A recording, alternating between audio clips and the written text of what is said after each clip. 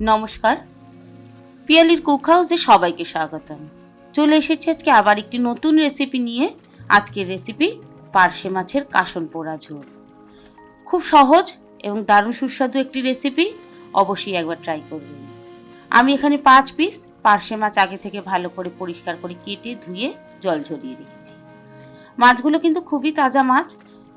পার্শে মাছের তেলের বড়া খেতেও কিন্তু দারুণ লাগে। আমি এই মাছগুলো কাটার পর এই পেট থেকে যে তেলটা বেরোয় ওই তেলটা দিয়ে চালের গুঁড়ো দিয়ে কড়কড়া করে বড়া করে খেয়েছি, তাই জন্য পেটটা একটু নরম নরম লাগছে। আসলে মাছটা কিন্তু খুব তাজা। নুন আর হলুদ মাখিয়ে রেখে দেবো। মাছ রান্না করার 10 মিনিট আগে অবশ্যই নুন হলুদ যে কোনো মাছই মাখালে মাছের ভেতরে নুন হলুদটা ভালো ঢোকে। কড়াইতে দিয়ে দেবো বেশ খানিকটা সর্ষের তেল। রান্নাটা আমি সর্ষের তেলেই করব। তেলটা গরম হয়ে গেলে এক এক করে মাছগুলোকে ভেজে নেব।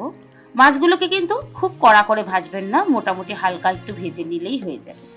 আমার নতুন বন্ধুদের কাছে অনুরোধ রইল, আমার রেসিপিগুলো যদি ভালো লেগে থাকে অবশ্যই তাহলে চ্যানেলটিকে সাবস্ক্রাইব করবেন।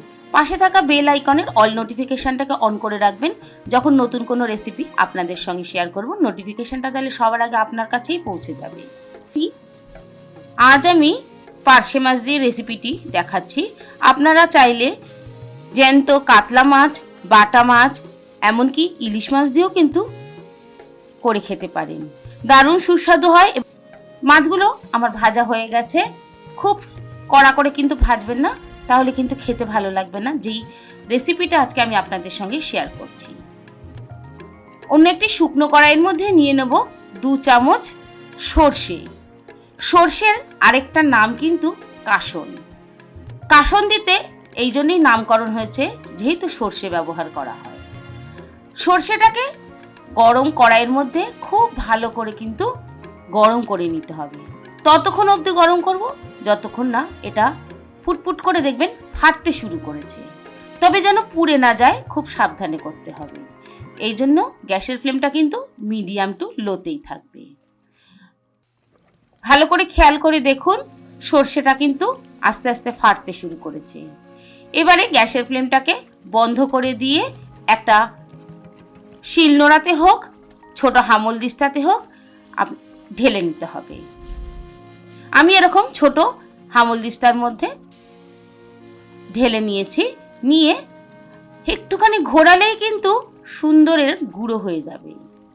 এর গন্ধটা এত সুন্দর, যে কোনো মাছের ঝোলের শেষে যদি ব্যবহার করা যায় দারুণ কিন্তু টেস্ট আসে।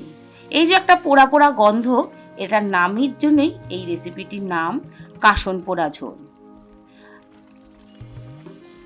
কড়াইতে এবারে দিয়ে দেব যেই মাছ ভাজার তেলটা রয়েছে, সেই তেলের মধ্যে 1/2 চামচ কালো জিরে। কালো জিরেটাকে খুব ভালো করে গরম করে নিয়ে তারপরে তার মধ্যে দিয়ে দেব 4টে কাঁচা লঙ্কা। কালো জিরে আর কাঁচা লঙ্কাটাকে খুব ভালো করে ভেজে নেব। ভাজা হয়ে গেলে এর মধ্যে 1/2 কাপ জল দেব, না হলে মশলা পুড়ে যাবে। তাই জলটা দিয়ে তার মধ্যে দিয়ে দেব 1 চামচ হলুদ গুঁড়ো আর স্বাদ অনুযায়ী নুন।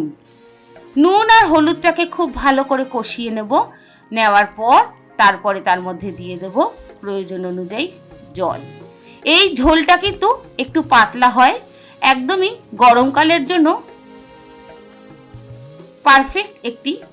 দেখুন মশলাটা কিন্তু আমার কষানো হয়ে গেছে। নুন আর হলুদটা যতক্ষণ না কষছে, পুরো তেল ছাড়ছে, ততক্ষণ অবধি কষাতে হবে। এরপর এর মধ্যে দিয়ে দেব আগে থেকে ভেজে রাখা মাছগুলোকে ওই নুন আর হলুদের মশলার মধ্যে এপিট ওপিট করে একটু ঘুরিয়ে নেব। তারপর এর মধ্যে দেব প্রয়োজন অনুযায়ী ঝোল। যতটা আমার ঝোলের দরকার ততটাই। এটা কিন্তু একটু পাতলা ধরনের ঝোল হয়, তাই একটু জলের ভাগটা বেশি। ঢাকা দিয়ে ঝোলটাকে ভালো করে ফুটতে দেব। একদম যখন ঝোলটা প্রায় হয়ে আসবে ঠিক সেই সময় দিয়ে দেব যেই সর্ষেটাকে গুঁড়ো করে রেখেছি, সেই গুঁড়োর থেকে 1.5 চামচ গুঁড়ো।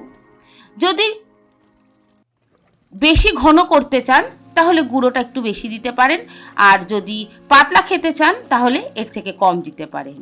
আমি মাছ আর ঝোল অনুযায়ী 1.5 চামচ এই সর্ষের গুঁড়োটা দিয়ে দিলাম।